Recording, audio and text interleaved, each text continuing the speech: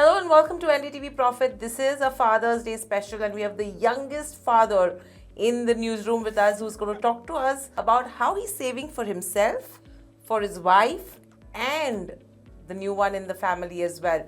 Welcome, Hersh. Thank you, Hira. Firstly, congratulations, the youngest father in the newsroom right now.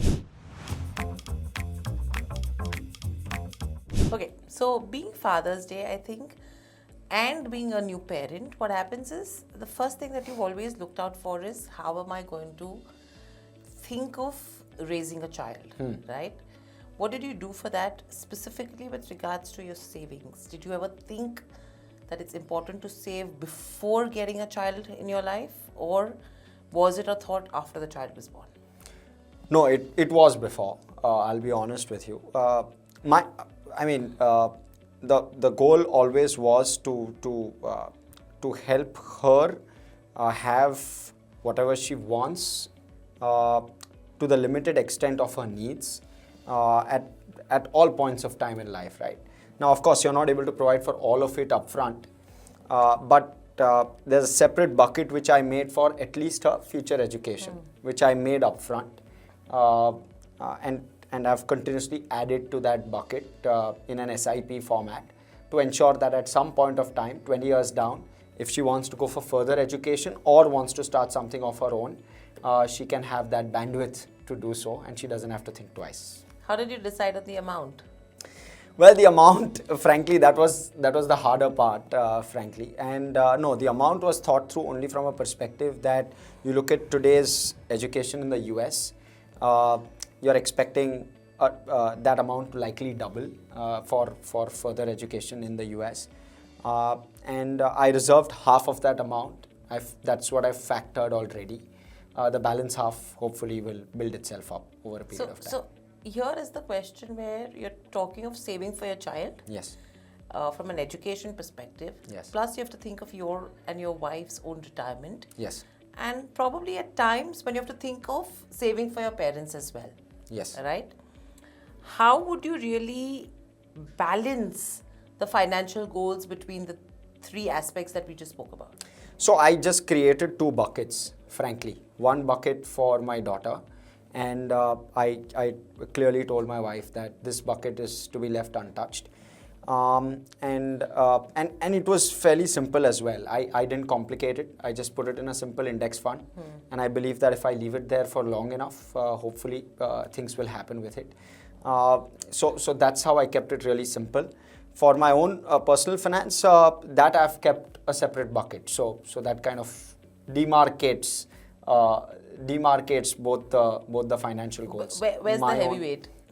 The heavyweight is obviously in my personal bucket, I mean, it kind of takes care of the recurring expenses for my child as well, right? So that's why the personal bucket is larger.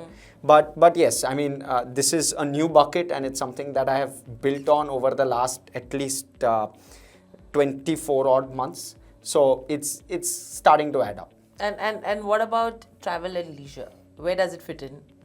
Well, frankly, so the way I look at finance is that whatever incomes you get, you set aside a certain component as savings, and then thereafter whatever's left of it you spend. So travel and leisure is part of whatever's left over after saving. Have there been any such instances so far where expenses have caught you off guard? Massive. And that's when your financial planning goes for a toss. Yes, complete toss. So the last 3 months have been a whirlwind when it comes to financial planning. It's been a total toss. So I've had to rehash everything that I've really stood for very, very in a very disciplined fashion for 21 months. The last 3 months have gone for a total toss. But I've given myself that leeway, at least in the last 3 months, to say, hey, this is a 4-5 month issue, hopefully. And things may get better going after that, because all your capex is like you would typically capex, yeah. you would typically call it will get upfronted. And therefore, the and the returns come in after 40 years. I'm not so sure whether there are any returns linked to this. Whether we are going to be there when the returns come in or not. The return will come in love, I'm hoping. so that's how it is. But yeah, so the thought is that maybe 3-4 months of discounting to be done. So that's what I've done. I've given myself that leeway. But you tell me, because you're the more experienced one, and I will lean on you for all of that experience. What do you do? Has it gone beyond the 4-month period as well? Are there unanticipated expenses which keep coming on a recurring? The way I have started looking at it is, from a child's perspective, yes, one bucket is you're looking at from a longer term perspective, which is the education, which probably, yes, an SIP fits the bill. The other aspect is to start doing short term FDs, which work from a perspective of immediate expenses in the form of any of these that you're talking about, right? Very cool. So either you do a FD or you leave it, because it's not that big an expense, but it is an expense. So it is some portion of the money that you have in your account, right? So that's the way I have bifurcated it so far, at least in the first 15-20 months. And in terms of immediate expenses, the moment I've built a bucket of, say, the first year of school, if my expense of that quantum is done, I park it on an FD. Nice. Like probably exit, park that much. It's Even safe. if it's So not an any FD, market, it could be a debt fund or anything where you know that there's not too much of volatility, Sure. pretty much liquid to that extent. Yes. And anything and everything will not affect it. So that's the way I have been looking at it so far. Yeah, that's great perspective. I never thought of it that way. I've just kept some money liquid for emergency situations, and that amount is decent enough to maybe cover 2 years of schooling as well. So, What's the advice you took from your father, taking into consideration from a financial planning perspective? So, my dad always told me that keep your expenses well below incomes, save hard. But in fact, he always would also tell me that your corpus should take care of your annual expenditure. So he had been, and this is obviously, it's a simple math, right? It's financial freedom. It's 25x of whatever you spend annually. And at that time, when you're a child, you don't think as to how much power that gives you. But that advice has gone a long way in my thinking and the way I think of my financial plans. So I'm sure he's added to it saying that, Hersh, now grow up, you're a father too. Yes. But tell me, Hiral, what have Darshan and you done in terms of setting aside a corpus? Is there only an education corpus you all have set aside? Are there other corpuses? Are there multiple buckets that you all have So built? what we've done is, so far, with 2 people earning, so one person is probably looking at the education aspect of it. One person is looking at, not even our parents really thought of marriage. But there is a bucket that we're thinking of from a marriage perspective, from a leisure perspective as well. So both of them are contributing to different corpuses, having different goals. And that's the way we're trying to divide it so far.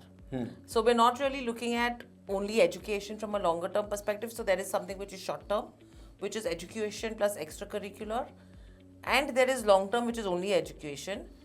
And coming into from other aspects, we're talking about leisure as well, because I think in this day and age, I think probably even if we as kids did not really go outstation that often, I think 1 or 2 trips a year has become a mandate. Right? So that becomes it's become a necessity versus a luxury. For us, it was a luxury at that point in time. Oh, what's the one advice that Darshan stroke you would give to Trishika in terms of financial advice? So my financial advice, to be very honest, taking this day and age into consideration, is by the time our kids become that in that age of 20-25, the idea of saving is going to be somewhere vanishing out. Yes. I think my advice would be save to an extent, but if say for example right now if we are saving 70 and spending 30, or even if for that matter it's 50-50, I would then say start spending 60 and save 40. To be very honest, because we're talking about a house. Tell me how many people are looking to buy a house taking into consideration the way rent yields are. People are preferring a house on rent, right? Yes. So if you have to take all of that into consideration, I think live your life to the fullest, but make sure you save that you don't starve. And that's what will be my advice to Trishika. What about you? I will probably just tell Nirvi that the power of financial freedom is massively underestimated.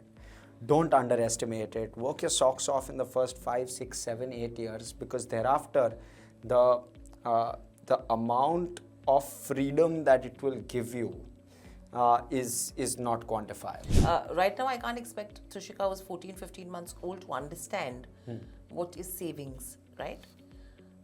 I am trying to really teach her that in a way that, okay, things that she likes eating. For example, if I'm giving her a packet of puffs or makhana, I've given her 10 in a bottle, and I tell her, okay, eat 2 right now and save 8 for the rest of the day. Right? So that she understands.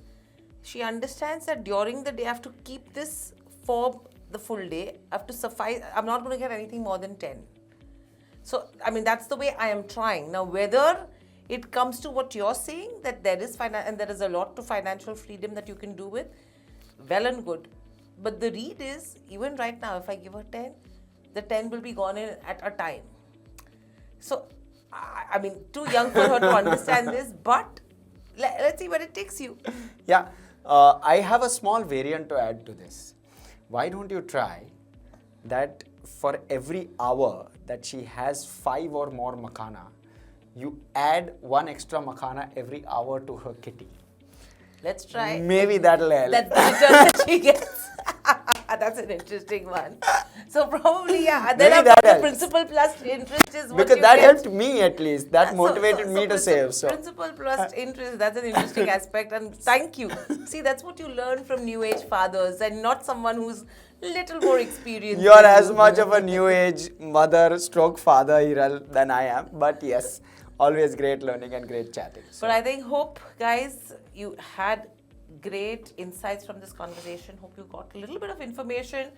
Whatever Hersh and I could add in terms of value to someone who is going to be a new mother or a new father or a new parent, I would say, or someone who's just entered that phase. But everything said and done, I think both of us would agree and say, just enjoy the ride. Absolutely. And wishing Darshan a very, very happy Father's Day. Thank you so much. And I will pass on the regards to him. Perfect. Thank you guys for tuning in.